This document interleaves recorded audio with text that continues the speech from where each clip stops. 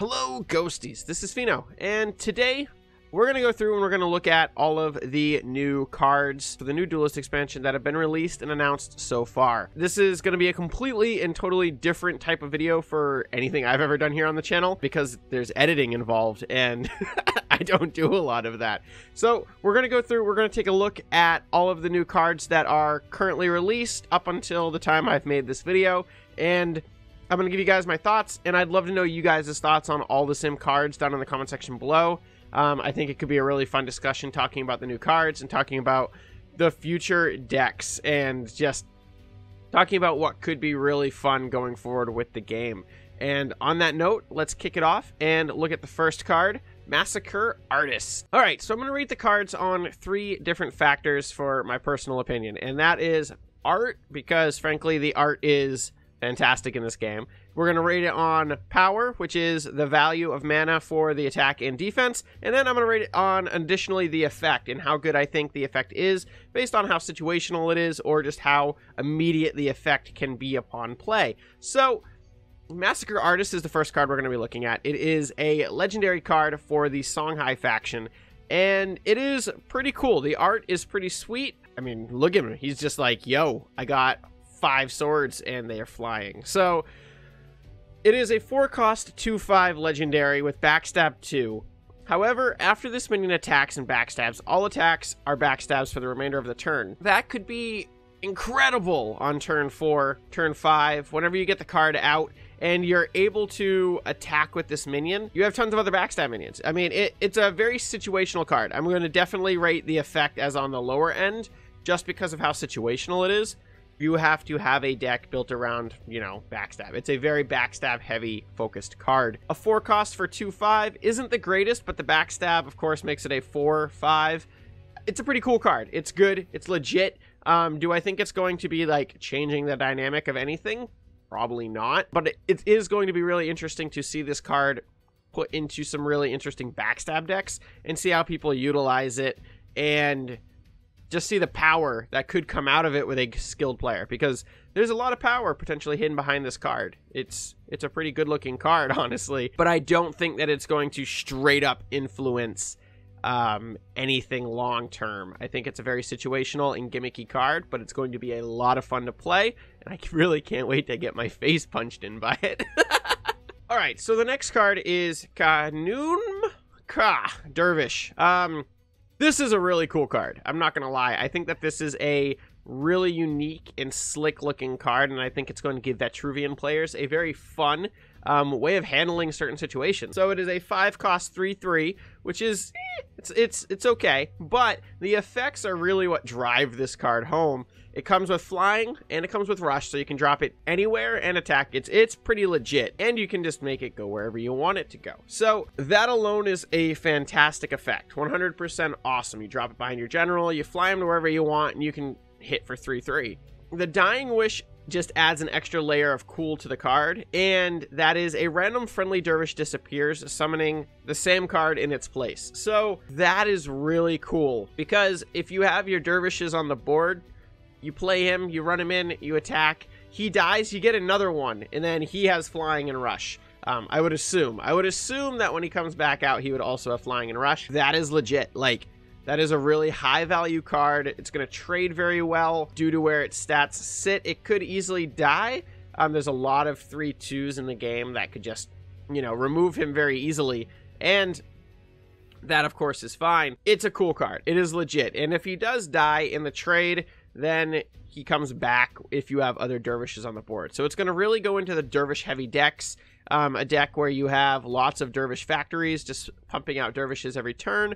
Then you have this guy who comes out, and he can actually utilize and sacrifice those dervishes more readily than they could, and it no longer requires situational, you know, positioning on the fact of your dervish factories, because now you can utilize Nooncock and just use them without the dervishes being set up in the middle of the map. You can sacrifice them from anywhere in the map and get that control out of the dervishes and make it harder for the opponent to remove your dervish factor. It's a pretty cool card. The art is fantastic. He just like is just crossed his arms like, I don't give any shits. Yeah, it's legit. It is a legendary, but it is very cool, and I'm very excited to give this card a go myself. It is right up my alley for something that I could have a lot of fun with and probably die a lot. Yeah, I'm looking forward to this card big time. The next card is Cloudcaller. So Cloudcaller is Venar, obviously. He's wearing the snow hat. It's the only place he's gonna fit in properly. I mean, come on, let's get real. So opening Gambit, your Bloodbound spell refreshes and is lesser Water Ball this turn. Alright, so the minion is a 5 cost.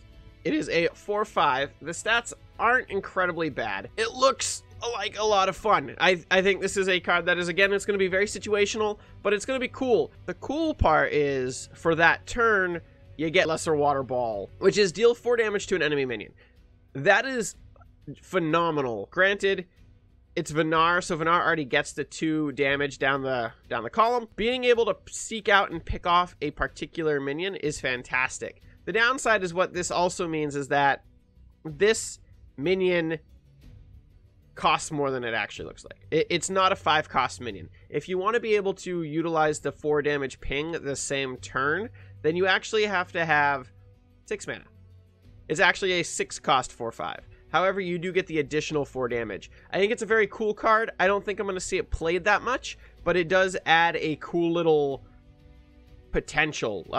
Kind of like when somebody plays Avalanche, and you're like, what just happened? Or somebody just plays the nasty card that just destroys the middle of the board, which continues to happen to me, and I don't understand why. I think it's going to be very fun. It's going to be a situational card. Again, similar to the very first card we talked about, I don't see this card changing anything. I don't see it revolutionizing the way a lot of the game is played. But it is very cool, and it is going to add some fun little unique combinations to some of the plays. So, yeah, I'm curious to see how it goes, and I can't wait to personally get it into one of my Venar decks. Cell Soul is the next card that we're going to be looking at, and Cell Soul is a 3 cost 4/5. Phenomenal stats, fantastic stats. However, he comes with a bit of a downside, which is Dying Wish, deal 4 damage to your general. So for a turn 3 drop, Cell Soul is fantastic. Or not even, for a 3 cost drop, Cell Soul is fantastic. He's a fantastic looking card. However, his effect could be a little problematic because you have to make sure that you balance out what you have. I do see this card being fantastic for the Cassiva aggro deck. I think it's going to be great. It's going to be a very powerful turn 3 drop that's going to be very hard to remove. If you silence it, you just benefit the other player. On that, it could be a very fun card to silence yourself, which could be interesting. It's a cool card. I see this card being played a lot. I see it having a lot of potential, especially for decks that are able to recoup the 4 health upon getting such a fast curve at the beginning of the game. It's great.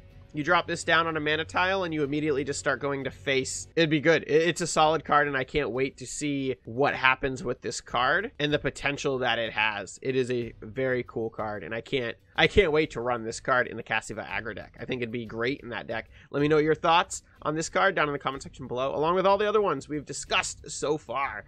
All right, on to the next card.